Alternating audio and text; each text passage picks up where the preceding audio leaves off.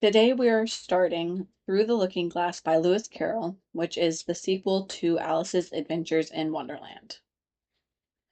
Chapter 1, Looking Glass House. One thing was certain, that the white kitten had nothing to do with it. It was the black kitten's fault entirely, for the white kitten had been having its face washed by the old cat for the last quarter of an hour, and bearing it pretty well considering. So you see that it couldn't have had any hand in the mischief. The way Dinah washed her children's faces was this.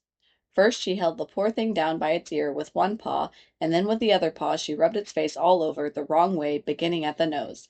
And just now, as I said, she was hard at work on the white kitten, which was lying quite still and trying to purr, no doubt feeling that it was all meant for its good. But the black kitten had been finished with earlier in the afternoon, and so while Alice was sitting curled up in a corner of the great armchair, half talking to herself and half asleep, the kitten had been having a grand time of romps with the ball of worsted Alice had been trying to wind up, and had been rolling it up and down till it had all come undone again. And there it was, spread over the hearth rug, all knots and tangles, with the kitten running after its own tail in the middle. "Oh, you wicked, wicked little thing!" cried Alice, catching up to the kitten and giving it a little kiss to make it understand that it was in disgrace. "Really, Dinah ought to have taught you better manners. You ought, Dinah, you know you ought," she added, looking reproachfully at the old cat, and speaking in as cross a voice as she could manage, and then she scrambled back up into the armchair, taking the kitten and the worsted with her, and began winding up the ball again. But she didn't get on very fast, as she was talking all the time, sometimes to the kitten and sometimes to herself. Kitty sat very demurely on her knee, pretending to watch the progress of the winding, and now and then putting out one paw and gently touching the ball, as if it would be glad to help if it might. "Do you know what tomorrow is, Kitty?" Alice began. "You'd have guessed if you'd been up in the window with me, only Dinah was making you tidy, so you couldn't. I was watching the boys getting it sticks for the bonfire, and it wants plenty of sticks, Kitty, only it got so cold and it snowed so they had to leave off. Never mind, Kitty, we'll go and see the bonfire tomorrow." Here Alice wound 2 or 3 turns of the worsted round the kitten's neck, just to see how it would look. This led to a scramble, in which the ball rolled down upon the floor, and yards of it got unwound again. "Do you know, I was so angry, Kitty," Alice went on, as soon as they were comfortably settled again, "when I saw of the mischief you had been doing. I was very nearly opening the window and putting you out into the snow, and you'd have deserved it, you little mischievous darling. What have you to say for yourself? Now don't interrupt me," she went on, holding up one finger.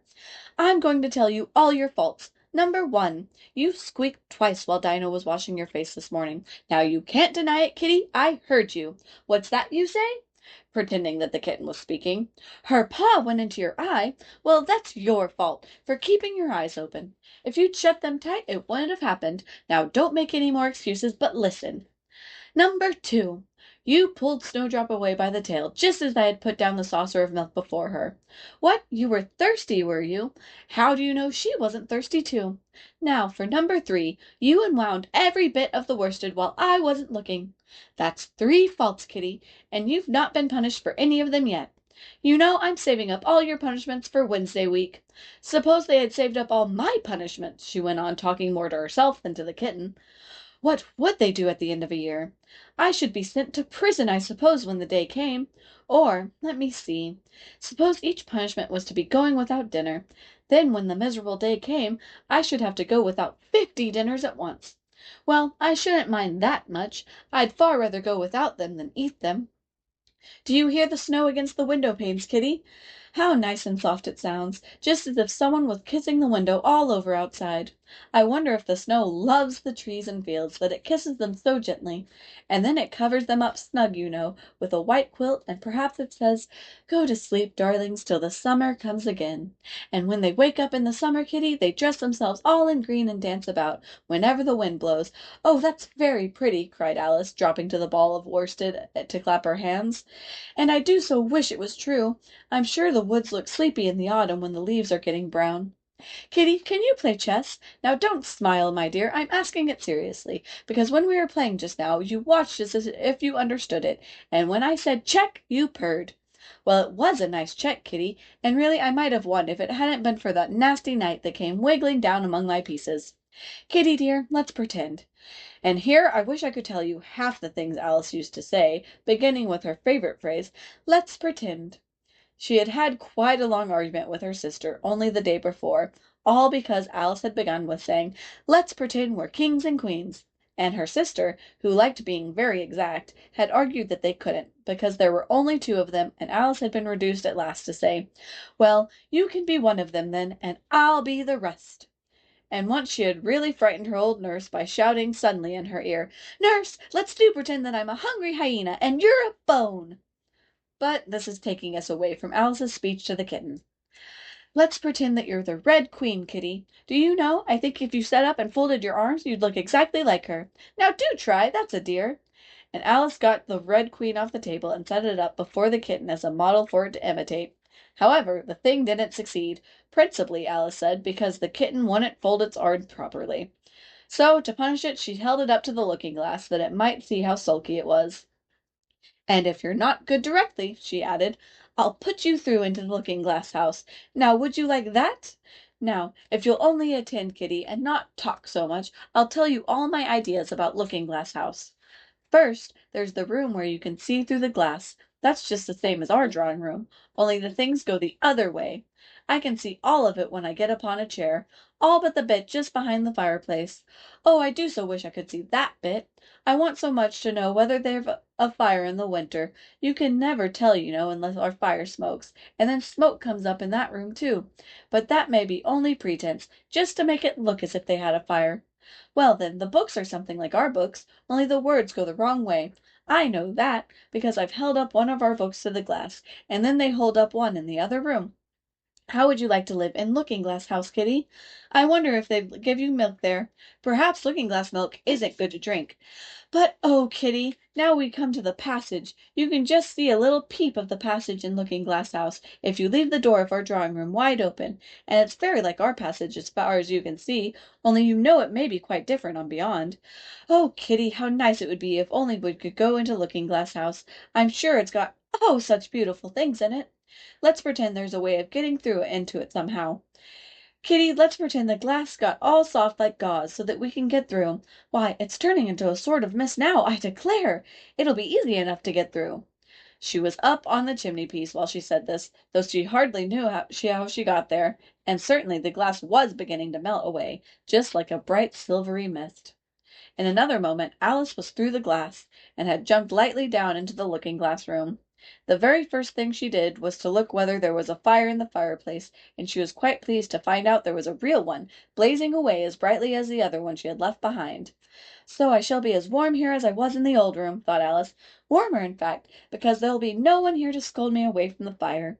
Oh, what fun it'll be when they see me through the glass in here and can't get at me!" Then she began looking about and noticed that what could be seen from the old room was quite common and uninteresting, but that all the rest was as different as possible. For instance, the pictures on the wall next to the fire seemed to be all alive, and the very clock on the chimney-piece, you know you can only see the back of it in the looking-glass, had got the face of a little old man, and grinned at her.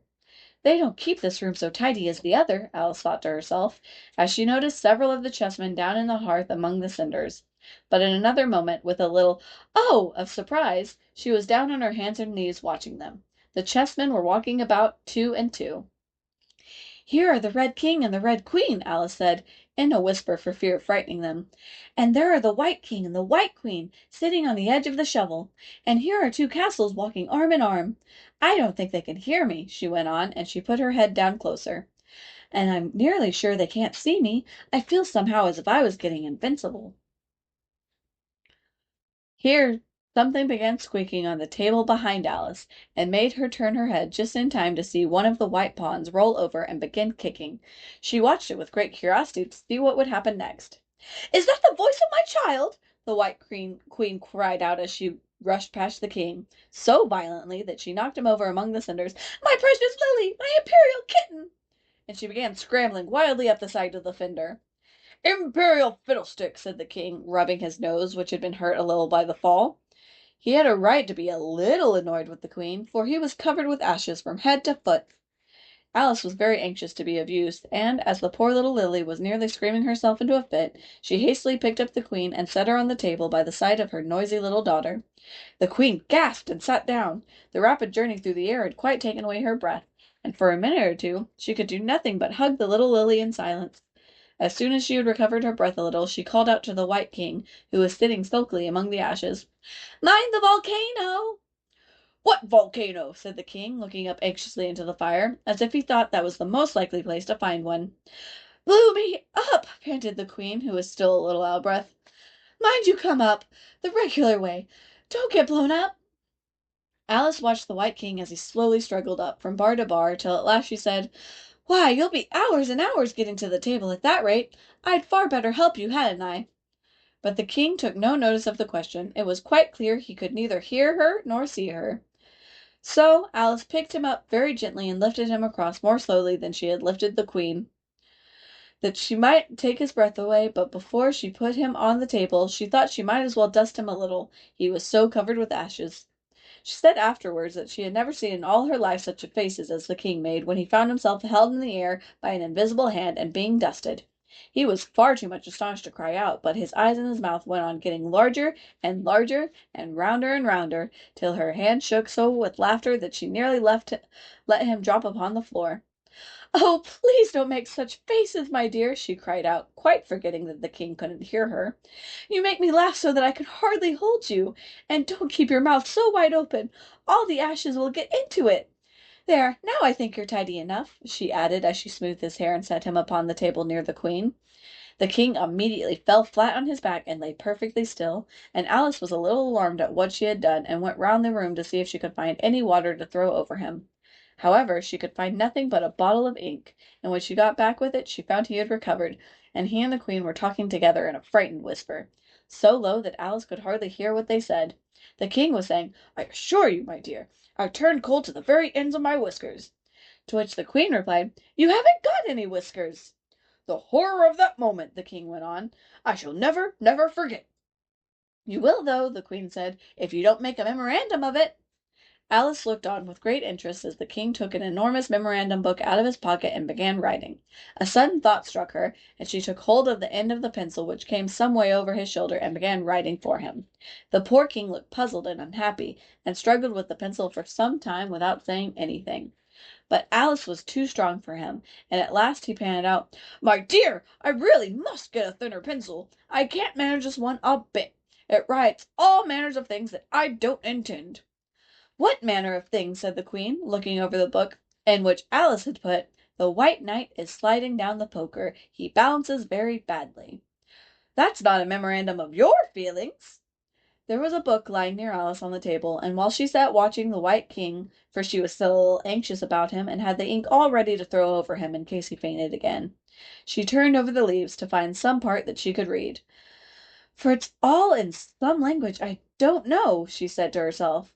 "It was like this," and here there is an excerpt that is all written backwards as if it was in a mirror. She puzzled over this for some time, but at last a bright thought struck her. "Why, it's a looking-glass book, of course, and if I hold it up to a glass, the words will all go the right way again." This was the poem that Alice read. Jabberwocky. "'Twas Brightlig and the slithy troves did gyre and gimble in the wabe. All mimsy were the borogoves, and the mome rats outgrabe. Beware the Jabberwock, my son, the jaws that bite, the claws that catch. Beware the Jubjub bird, and shun the Firmius Bandersnatch." He took his vorpal sword in hand, long time the manxome foam he sought. So rested he by the Tumtum tree, and stood awhile in thought. And as if in uffish thought he stood, the Jabberwock with eyes of flame came whiffling through the tulgey wood, and burbled as it came. 1, 2, and through the vorpal blade went snicker snack. He left it dead, and with its head he went galumphing back. "And hast thou slain the Jabberwock? Come to my arms, my beamish boy." "O frabjous day, Callooh Callay," he chortled in his joy. "'Twas Brightlig and the slithy toves did gyre and gimble in the wabe. All mimsy were the borogoves, and the mome raths outgrabe." "It seems very pretty," she said when she had finished, "but it's rather hard to understand." You see, she didn't like to confess, even to herself, that she couldn't make it out at all. "Somehow it seems to fill my head with ideas, only I don't exactly know what they are. However, somebody killed something, that's clear at any rate. But oh," thought Alice, suddenly jumping up, "If I don't make haste, I shall have to go back through the looking-glass before I've seen what the rest of the house is like. Let's have a look at the garden first." She was out of the room in a moment and ran downstairs. Or at least it wasn't exactly running, but a new invention for getting herself down quickly and easily, as Alice said to herself.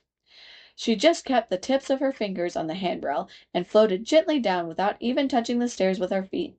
Then she floated on through the hall, and would have gone straight out at the door in the same way if she hadn't caught hold of the doorpost. She was getting a little giddy with so much floating in the air, and was rather glad to find herself walking again in the natural way. Chapter 2. The Garden of Live Flowers. "I should see the garden far better," said Alice to herself, "if I could get to the top of that hill, and here's a path that leads straight to it. At least, no, it doesn't do that," after going a few yards along the path and turning several sharp corners. "But I suppose it will at last. But how curiously it twists! It's more like a corkscrew than a path. Well, this turn goes to the hill, I suppose. No, it doesn't. This goes straight back to the house. Well, then, I'll try the other way." And so she did, wandering up and down and trying turn after turn, but always coming back to the house, do what she would. Indeed, once when she turned a corner rather more quickly than usual, she ran against it before she could stop herself. "It's no use talking about it," Alice said, looking up at the house and pretending it was arguing with her. "I'm not going in again yet. I know I should have to get through the looking-glass again, back into the old room, and there'd be an end of all my adventures." So, resolutely turning her back upon the house, she set out once more down the path, determined to keep straight on until she got to the hill. For a few minutes all went on well, and she was just saying, "I really shall do it this time," when the path gave a sudden twist and shook itself, as she described it afterwards, and the next moment she found herself actually walking in at the door. "Oh, it's too bad!" she cried. "I never saw such a house for getting in the way! Never!" However, there was the hill full in sight, so there was nothing to be done but start again. This time she came upon a large flower bed, with a border of daisies and a willow tree growing in the middle. "Oh, Tiger Lily," said Alice, addressing herself to one that was waving gracefully about in the wind, "I wish you could talk." "We can talk," said the Tiger Lily, "when there's anybody worth talking to." Alice was so astonished that she couldn't speak for a minute. It quite seemed to take her breath away. At length, as the Tiger Lily only went on waving about, she spoke again in a timid voice, almost in a whisper. "And can all the flowers talk?" "As well as you can," said the Tiger Lily, "and a great deal louder." "It isn't manners for us to begin, you know," said the Rose, "and I really was wondering when you'd speak. Said I to myself, her face has got some sense in it, though it's not a clever one. Still, you're the right color, and that goes a long way." "I don't care about the color," the Tiger Lily remarked. "If only her petals curled up a little more, she'd be all right." Alice didn't like being criticized, so she began asking questions. "Aren't you sometimes frightened at being planted out here, and nobody to take care of you?" "There's the tree in the middle," said the Rose. "What else is it good for?" "But what could it do if any danger came?" Alice asked. "It could bark," said the Rose. "It says bow wow," cried a daisy. "That's why its branches are called boughs." "Did you know that?" cried another daisy, and here they all began shouting together, till the air seemed quite full of shrill little voices. "Silence, every one of you!" cried the Tiger Lily, waving itself passionately from side to side and trembling with excitement. "They know I can't get at them," it panted, bending its quivery head towards Alice, "or they wouldn't dare to do it." "Never mind," Alice said in a soothing tone, and stooping down to the daisies, who were just beginning again, she whispered, "If you don't hold your tongues, I'll pick you." There was silence in a moment, and several of the pink daisies turned white. "That's right," said the Tiger Lily. "The daisies are worst of all. When one speaks, they all begin together, and it's enough to make one wither to hear the way they go on." "How is it you can all talk so nicely?" Alice said, hoping to get it into a better temperament by a compliment. "I've been in many gardens before, but none of the flowers could talk." "Put your hand down and feel the ground," said the Tiger Lily. "Then you'll know why." Alice did so. "It's very hard," she said, "but I don't see what that has to do with it." "In most gardens," the Tiger Lily said, "they make the beds too soft, so that the flowers are always asleep." This sounded a very good reason, and Alice was quite pleased to know it. "I never thought of that before," she said.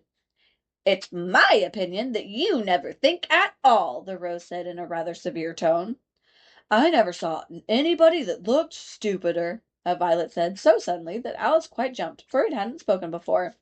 Hold your tongue, cried the Tiger Lily, as if you ever saw anybody. You keep your head under the leaves and snore away there till you know no more what's going on in the world than if you were a bud.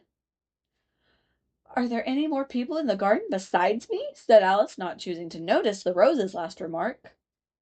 There's one other flower in the garden that can move about like you, said the Rose. I wonder how you do it. You're always wondering, said the Tiger Lily. But she's more bushy than you are. Is she like me? Alice said eagerly, for the thought crossed her mind that there's another little girl in the garden somewhere. Well, she has the same awkward shape as you, the Rose said, but she's redder, and her petals are shorter, I think. They're done up close like a Delilah, said the Tiger Lily, not tumbled about like yours. But that's not your fault, the Rose added kindly. You're beginning to fade, you know, and then one can't help one's petals getting a little untidy. Alice didn't like this idea at all, so to change the subject, she asked, Does she ever come out here? I dare say you'll see her soon, said the Rose. She's one of the kind that has 9 spikes, you know. Where does she wear them? Alice asked with some curiosity. Why, all around her head, of course, the Rose replied. I was wondering you hadn't got some too. I thought it was the regular rule. She's coming, cried the Larkspur. I heard her footstep thump, thump along the gravel walk. Alice looked around eagerly and found that it was the Red Queen. She's grown a good deal, was the first remark. She had indeed. When Alice first found her in the ashes, she had only been 3 inches high, and here she was, half a head taller than Alice herself. It's the fresh air that does it, said the Rose. Wonderfully fine air it is out here. I think I'll go and meet her, said Alice, for though the flowers were interesting enough, she felt that it would be far grander to have a talk with a real queen. You can't possibly do that, said the Rose.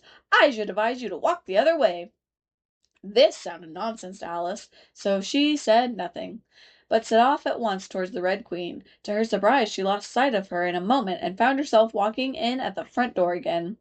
A little provoked, she drew back, and after looking everywhere for the Queen, whom she spied out at last a long way off, she thought she would try the plan, this time, of walking in the opposite direction. It succeeded beautifully. She had not been walking a minute before she found herself face to face with the Red Queen, and full in sight of the hill she had been so long aiming at. Where do you come from? Said the Red Queen, and where are you going? Look up, speak nicely, and don't twiddle your fingers all the time. Alice attended to all these directions, and explained as well as she could that she had lost her way. I don't know what you mean by your way, said the Queen. All the ways about here belong to me. But why did you come out here at all? She added in a kinder tone. Curtsy while you're thinking what to say. It saves time. Alice wondered a little at this, but she was too much in awe of the Queen to disbelieve it. I'll try it when I go home, she thought to herself. The next time I'm a little late for dinner. It's time for you to answer now, the Queen said, looking at her watch. Open your mouth a little wider when you speak, and always say, Your Majesty. I only wanted to see what the garden was like, Your Majesty. That's right, said the Queen, patting on her head, which Alice did not like at all. Though when you say garden, I've seen gardens compared with which this would be a wilderness. Alice didn't dare to argue the point, but went on. And I thought I tried to find my way to the top of that hill. When you say hill, the Queen interrupted, I could show you hills in comparison with which you'd call that a valley. No, I shouldn't, said Alice, surprised into contradicting her at last. A hill can't be a valley, you know. That would be nonsense. The Red Queen shook her head. You may call it nonsense if you like, she said, but I've heard nonsense compared with which that would be as sensible as a dictionary. Alice curtsied again, as she was afraid from the Queen's tone that she was a little offended, and they walked on in silence till they got to the top of the little hill. For some minutes Alice stood without speaking, looking out in all directions over the country, and a most curious country it was. There were a number of tiny little brooks running straight across it from side to side, and the ground between was divided into squares by a number of little green hedges that reached from brook to brook. I declare it's marked out just like a large chessboard, Alice said at last. There ought to be some men moving about somewhere. And so there are, she added in a tone of delight, and her heart began to beat quick with excitement as she went on. It's a great, huge game of chess that's being played all over the world, if this is the world at all, you know. Oh, what fun it is! How I wish I was one of them. I wouldn't mind being a pawn, if only I might join, though of course I should like to be a queen best. She glanced rather shyly at the real queen as she said this, but her companion only smiled pleasantly, and said, "That's easily managed. You can be the white queen's pawn if you like, as Lily's too young to play. And you're in the second square to begin with. When you get to the eighth square, you'll be a queen." Just at this moment, somehow or other, they began to run. Alice never could quite make out, in thinking it over afterwards, how it was that they began. All she remembered is that they were running hand in hand, and the queen went so fast that it was all she could do to keep up with her. And still the queen kept crying, "Faster, faster!" But Alice felt she could not go faster, though she had no breath left to say so. The most curious part of the thing was that the trees and the other things round them never changed their places at all. However fast they went, they never seemed to pass anything. "I wonder if all the things move along with us," thought poor puzzled Alice. And the queen seemed to guess her thoughts, for she cried, "Faster! Don't try to talk!" Not that Alice had any idea of doing that. She felt as if she would never be able to talk again, she was getting so much out of breath. And still the queen cried, "Faster! Faster!" and dragged her along. "Are we nearly there?" Alice managed to pan out at last. "Nearly there!" the queen repeated. "Why, we passed it 10 minutes ago! Faster!" And they ran on for a time in silence, with the wind whistling in Alice's ears and almost blowing her hair off her head.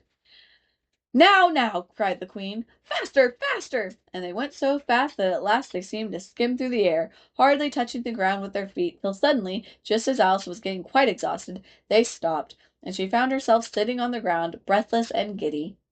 The queen propped her up against a tree and said kindly, "You may rest a little now." Alice looked round her in great surprise. "Why, I do believe we've been under the tree the whole time. Everything's just as it was." "Of course it is," said the queen. "What would you have it?" "Well, in our country," said Alice, still panting a little, "you'd generally get this somewhere else, if you ran very fast for a long time as we've been doing." "A slow sort of country," said the queen. "Now here, you see, it takes all the running you can do to keep in the same place. If you want to get somewhere else, you must run at least twice as fast as that." "I'd rather not try, please," said Alice. "I'm quite content to stay here, only I am so hot and thirsty." "I know what you'd like," the queen said good-naturedly, taking a little box out of her pocket. "Have a biscuit?" Alice thought it would not be civil to say no, though it wasn't at all what she wanted. So she took it and ate it as well as she could, and it was very dry, and she thought she had never been so nearly choked in all her life. "While you're refreshing yourself," said the queen, "I'll just take the measurements." And she took a ribbon out of her pocket, marked in inches, and began measuring the ground and sticking little pegs in here and there. "At the end of 2 yards," she said, putting in a peg to mark the distance, "I shall give you your directions. Have another biscuit?" "No, thank you," said Alice. "One is quite enough." "Thirst quenched, I hope," said the queen. Alice did not know what to say to this, but luckily the queen did not wait for an answer, but went on. "At the end of 3 yards I shall repeat them, for fear of your forgetting them. At the end of 4 I shall say good-bye, and at the end of 5 I shall go." She had got all the pegs put in by this time, and Alice looked on with great interest as she returned to the tree, and they began slowly walking down the row. At the 2 yard peg she faced round and said, "A pawn goes 2 squares in its first move, you know, so you'll go very quickly through the third square, by railway I shall think, and you'll find yourself in the fourth square in no time. Well, that square belongs to Tweedledum and Tweedledee. The fifth is mostly water. The sixth belongs to Humpty Dumpty. But you make no remark?" I I didn't know I had to make one just then," Alice faltered out. "You should have said," the queen went on in a tone of grave reproof. "It's extremely kind of you to tell me all this. However, we'll suppose it's said. The seventh square is all forest. However, one of the knights will show you the way, and in the eighth square we shall be queens together, and it's all feasting and fun." Alice got up and curtsied and sat down again. At the next peg the queen turned again, and this time she said, "Speak in French when you can't think of the English for a thing. Turn out your toes as you walk. And remember who you are." She did not wait for Alice to curtsy this time, but walked on quickly to the next peg, where she turned for a moment to say, "Good-bye," and then hurried on to the last. How it happened, Alice never knew, but exactly as she came to the last peg, she was gone. Whether she vanished into the air, or whether she ran quickly into the wood, as she can run very fast, thought Alice. There was no way of guessing, but she was gone, and Alice began to remember that she was a pawn, and that it would be soon time for her to move. Chapter 3. Looking Glass Insects. Of course, the first thing to do was to make a grand survey of the countries she was going to travel through. It's something like learning geography, thought Alice, as she stood up on tiptoe in hopes of being able to see a little further. Principal rivers. There are none. Principal mountains. I'm on the only one, but I don't think it's got a name. Principal towns. Why, what are those creatures making honey down there? They can't be bees. Nobody ever saw bees a mile off, you know. And for some time she stood silent, watching one of them that was bustling about among the flowers, poking its proboscis into them. Just as if it was a regular bee, thought Alice. However, this was anything but a regular bee. In fact, it was an elephant, as Alice soon found out, though the idea quite took her breath away at first. And what enormous flowers they must be, was her next idea. Something like cottages with the roofs taken off, and stalks put to them. And what quantities of honey they must make. I think I'll go down and... No, I won't go just yet. She went on, checking herself just as she was beginning to run down the hill, and trying to find some excuse for turning shy so suddenly. It'll never do to go down among them without a good long branch to brush them away. And what fun it'll be when they ask me how I liked my walk. I shall say, oh, I liked it well enough. Here came the favorite little toss of the head. Only it was so dusty and hot, and the elephants did tease so. I think I'll go down the other way, she said after a pause. And perhaps I may visit the elephants later on. Besides, I do so want to get into the third square. So, with this excuse, she ran down the hill and jumped over the first of the 6 little brooks. "Tickets, please," said the guard, putting his head at the window. In a moment everybody was holding out a ticket. They were about the same size as the people, and quite seemed to fill the carriage. "Now then, show your ticket, child!" The guard went on, looking angrily at Alice, and a great many voices all said together, like the chorus of a song, thought Alice. "Don't keep him waiting, child! Why, his time is worth £1,000 a minute!" "I'm afraid I haven't got one," Alice said in a frightened tone. "There wasn't a ticket office where I came from." And again the chorus of voices went on. "There wasn't room for one where she came from. The land there is worth £1,000 an inch." "Don't make excuses," said the guard. "You should have bought one from the engine driver." And then once more the chorus of voices went on with, "The man that drives the engine, why the smoke alone is worth £1,000 a puff." Alice thought to herself, then there's no use in speaking. The voices didn't join in this time, as she hadn't spoken, but to her great surprise they all thought in chorus. And I hope you understand what thinking in chorus means, for I must confess that I don't. "Better say nothing at all. Language is worth £1,000 a word." "I shall dream about £1,000 tonight, I know I shall," thought Alice. At this time the guard was looking at her, first through a telescope, then through a microscope, and then through an opera glass. At last he said, "You're traveling the wrong way," and shut up the window and went away. "So, young child," said the gentleman sitting opposite to her. He was dressed in white paper. "Ought to know which way she's going, even if she doesn't know her own name." A goat that was sitting next to the gentleman in white shut his eyes and said in a loud voice, "She ought to know her way to the ticket office, even if she doesn't know her alphabet." There was a beetle sitting next to the goat. It was a very queer carriage full of passengers altogether. And as the rule seemed to be that they should all speak in turn, he went on with, "She'll have to go back from here as luggage." Alice couldn't see who was sitting beyond the beetle, but a hoarse voice spoke next. "Change engines," it said, and there it choked and was obliged to leave off. It sounds like a horse, Alice thought to herself, and an extremely small voice close to her ear said, "You might make a joke on that. Something about horse and horse, you know." Then a very gentle voice in the distance said, "She must be labeled last with care, you know." And after the other voices went on, "What a number of people there are in the carriage," Alice thought, saying, "She must go by post, as she got a head on her. She must be sent as a message by the telegraph. She must draw the train herself the rest of the way," and so on. But the gentleman dressed in white paper leaned forward and whispered in her ear, "Never mind what they all say, my dear. You take a return ticket every time the train stops." "Indeed I shan't," Alice said rather impatiently. "I don't belong to this railway journey at all. I was in a wood just now, and I wish I could get back there." "You might make a joke on that," said the little voice close to her ear. "Something about you would if you could, you know." "Don't tease so," said Alice, looking about in vain to see where the voice came from. "If you're so anxious to have a joke made, why don't you make one yourself?" The little voice sighed deeply. It was very unhappy, evidently, and Alice would have said something pitying to comfort it. If only it sighed like other people, she thought. But this was such a wonderfully small sigh that she wouldn't have heard it at all if she hadn't come quite close to her ear. The consequence of this was that it tickled her ear very much, and quite took off her thoughts from the unhappiness of the poor little creature. "I know you're a friend," the little voice went on, "a dear friend and an old friend, and you wouldn't hurt me, though I am an insect." "What kind of insect?" Alice inquired, a little anxiously. What she really wanted to know was whether it could sting or not, but she thought this wouldn't be quite a civil question to ask.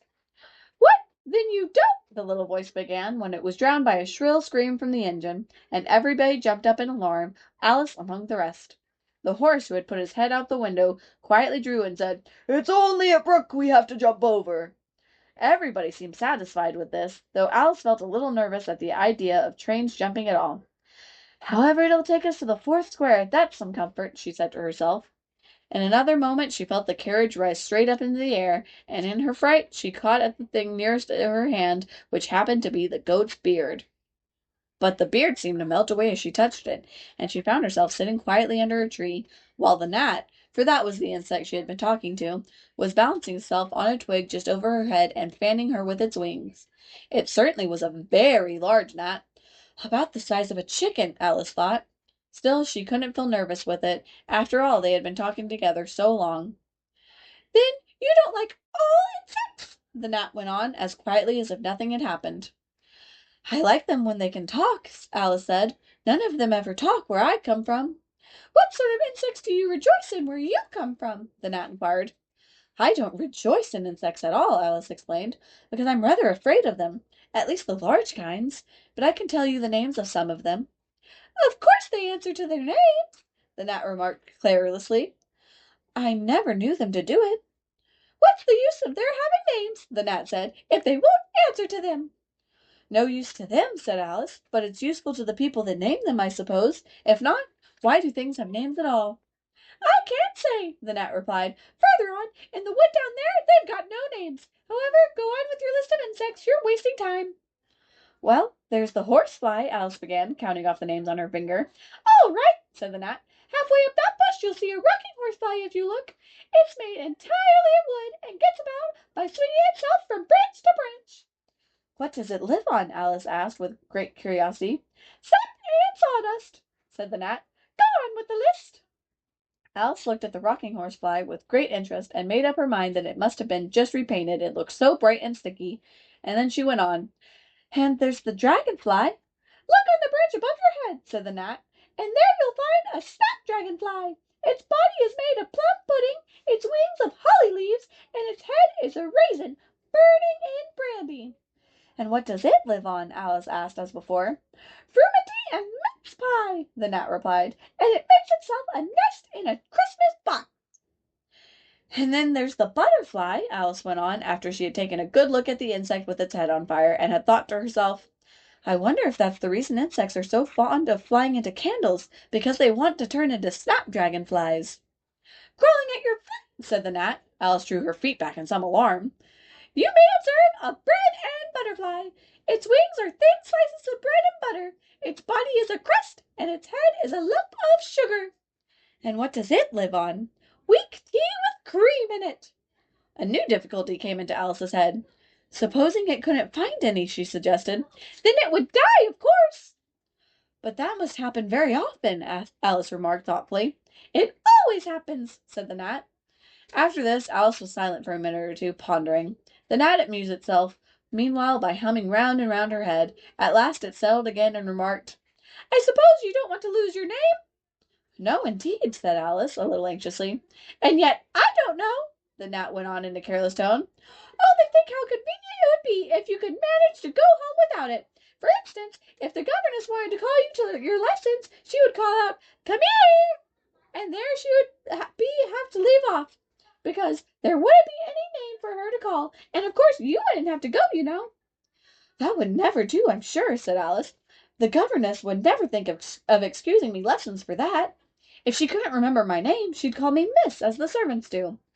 "Well, if she said Miss and didn't say anything more," the gnat remarked, "of course you'd miss your lessons. That's a joke. I wish you had made it." "Why do you wish I had made it?" Alice asked. "It's a very bad one." But the gnat only sighed deeply, while two large tears came rolling down its cheeks. "You shouldn't make jokes," Alice said, "if it makes you so unhappy." Then came another of those melancholy little sighs, and this time the poor gnat really seemed to have sighed itself away, for when Alice looked up there was nothing whatever to be seen on the twig, and as she was getting quite chilly with sitting still so long, she got up and walked on. She very soon came to an open field, with wood on the other side of it. It looked much darker than the last wood, and Alice felt a little timid about going into it. However, on second thoughts, she made up her mind to go on. "For I certainly won't go back," she thought to herself, and this was the only way to the 8th square. "This must be the wood," she said thoughtfully to herself, "where things have no names. I wonder what will become of my name when I go in. I shouldn't like to lose it at all, because they'd have to give my name to another, and give me another one, and it would be almost certainly an ugly one. Oh, but then the fun it would be, trying to find the creature that had got my old name. That's just like the advertisements, you know, when people lose dogs. Answers to the name of Dash, had on a brass collar. Just fancy calling everything you meet Alice, till one of them answered. Only they wouldn't answer at all if they were wise." She was rambling on in this way when she reached the wood. It looked very cool and shady. "Well, at any rate, it's a great comfort," she said as she stepped under the trees, "after being so hot, to get into the "Into what?" she went on, rather surprised at not being able to think of the word. "I mean, to get under the under this, you know," putting her hand on the trunk of the tree. "What does it call itself, I wonder?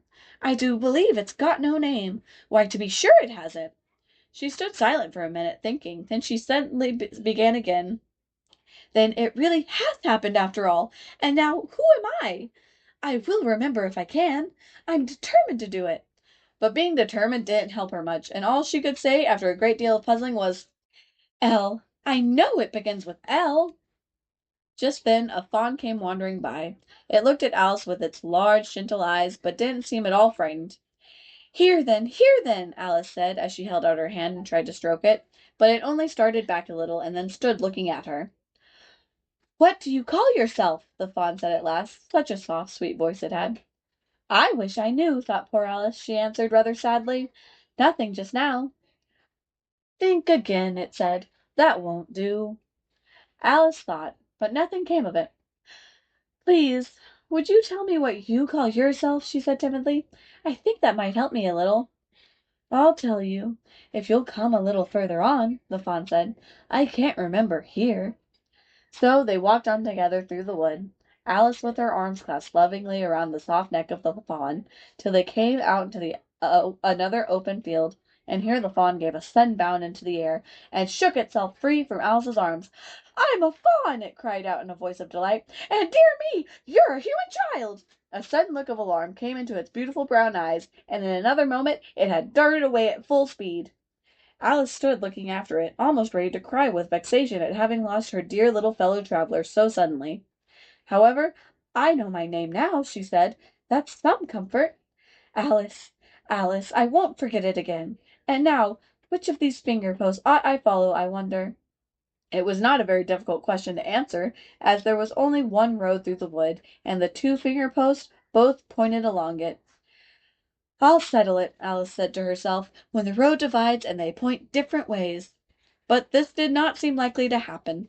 She went on and on a long way, but wherever the road divided there were sure to be two finger posts pointing the same way, one marked "To Tweedledum's house," and the other "To the house of Tweedledee."